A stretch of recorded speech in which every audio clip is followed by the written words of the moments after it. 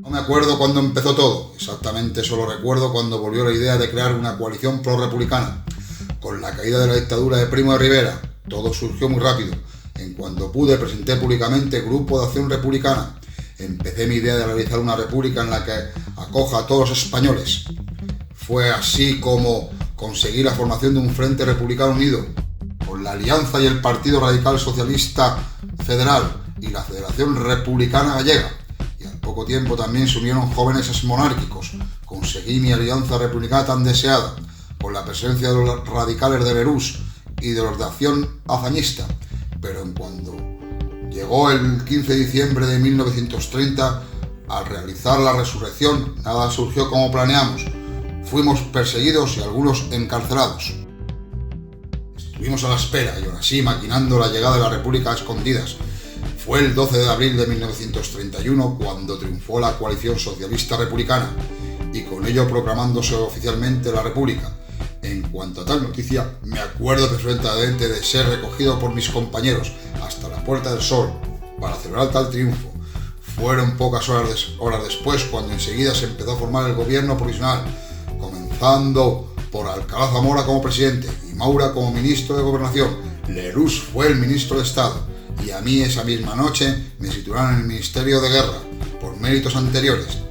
Álvaro Albornoz fue ministro de Fomento. Por parte de los socialistas estaba Indalecio Prieto como ministro de Hacienda. También en el gobierno provisional se encontraban regionalistas como los gallegos y catalanes. Ya me hacía la idea de que España iba a comenzar a ser un país descentralizado. Poco después todo el mundo se enteraría de la huida de Alfonso XIII a Francia, pero nos centramos rápidamente en la creación de una constitución acorde a la nueva república. Fue una comisión encargada de redactarla.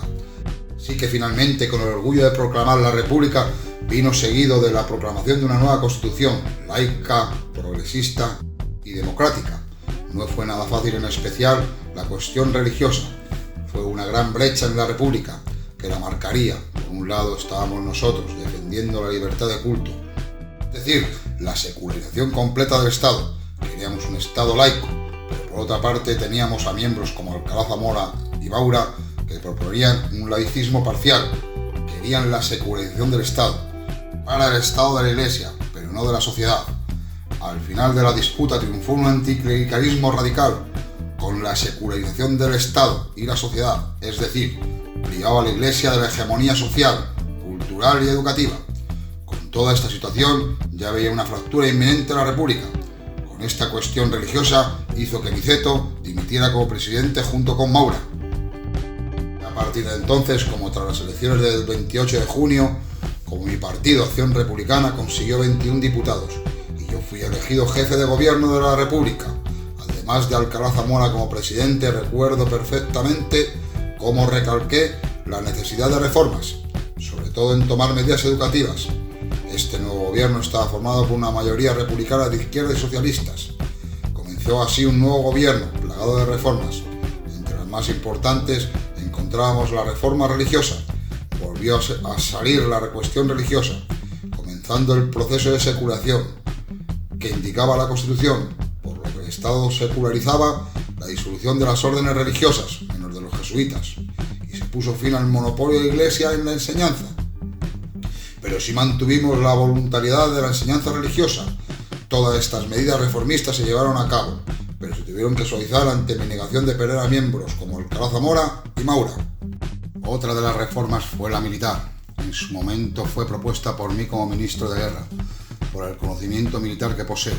El objetivo principal de esta reforma era modernizar el ejército español y poner fin a las intervenciones militares en la vida política.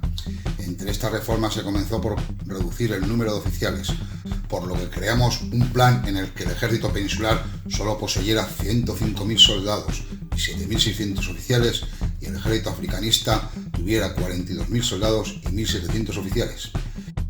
En el decreto explicamos que los oficiales y soldados que se apartaran voluntariamente tendrían la totalidad del sueldo, sino se decretaría un derecho de destitución sin beneficio alguno.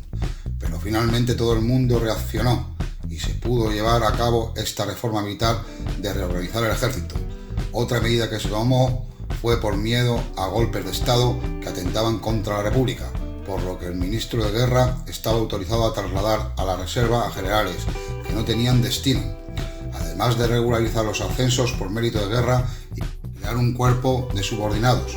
Ya se mencionó una vez, es intolerante tener que poner al mando al enemigo, pero todo resultó contradictorio y se vio el malestar del ejército en la Sanjurjada, el golpe fallido del estado de Sanjurjo. La reforma agraria fue una reforma necesaria. Necesitábamos poner fin a la desigualdad social que existía entre los latifundios de la mitad del sur de España, por lo que se propuso un proyecto de la ocupación de hectáreas. Para su explotación, a cambio, el Estado le proveía de lo necesario, pero fue rechazada por las agrupaciones nacionales de propietarios de fincas rústicas y socialistas de la CNT. Entonces se volvió a proponer un nuevo proyecto en el que se explotaba con indemnización a las tierras que principalmente se encontraban abandonadas. Finalmente se propusieron alcanzar tres finalidades: la de evitar el paro obrero, distribuir las tierras y racionalizar la economía agraria. Fue el IRA el encargado de todo esto. En cuanto a la reforma educativa, fue algo de lo que recalqué como necesario en este nuevo gobierno. Se secularizó la enseñanza, comenzaron a formarse profesores con el objetivo de crear un sistema educativo unificado, laico, público y gratuito en primaria, con lo que comenzaron a crearse nuevas escuelas.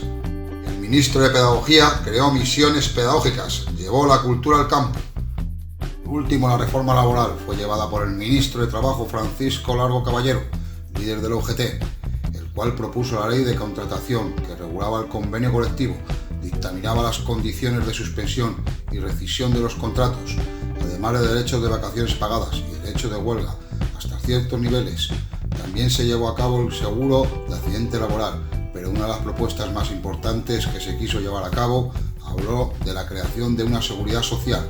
No se puede realizar por falta de apoyos, tiempo y a resistencia de los empresarios y de los propios trabajadores a incrementar las cuotas de afiliación. En esta reforma, la principal oposición se encontraba en la CNT, que llevó a cabo numerosas huelgas. Lo último en mencionar fue la cuestión autonómica, una disputa muy peligrosa por la República. Fueron 4 meses de debate hasta que el golpe de estado de Sanjurjo aceleró el debate, por lo que se promulgó el Estatuto de Núria, el Estatuto catalán, para mí solo un juego calculado en la construcción de España, con mutuos intereses y por la fuerza militar, por lo que el Parlament ganó Esquerra Republicana Catalana como una coalición de la Unión Socialista de Cataluña. Francesc Macià sería presidente. El Estatuto Vasco fue otro dilema al que nos enfrentamos. Fue aprobado en 1933, pero el gobierno de centro-derecha lo anuló. No fue hasta 1936. No será dictado por el inicio de la guerra civil. Todo el gobierno fue desmantelándose progresivamente, arraigado por la situación de crisis mundial con la que nos topamos. Pero no solo eso, sino que las disputas internas entre Lerroux y Niceto llevaría a nuestra destitución. Pero la reorganización de la derecha unida fue el duro golpe, con lo que perderíamos las elecciones de 1933, donde ya fui destituido y dio paso a un gobierno con la victoria de la CEDA en el Partido Radical de Lerroux. Durante este periodo me dediqué principalmente desde la oposición a unir a los partidos republicanos de izquierdas para presentar un frente unido.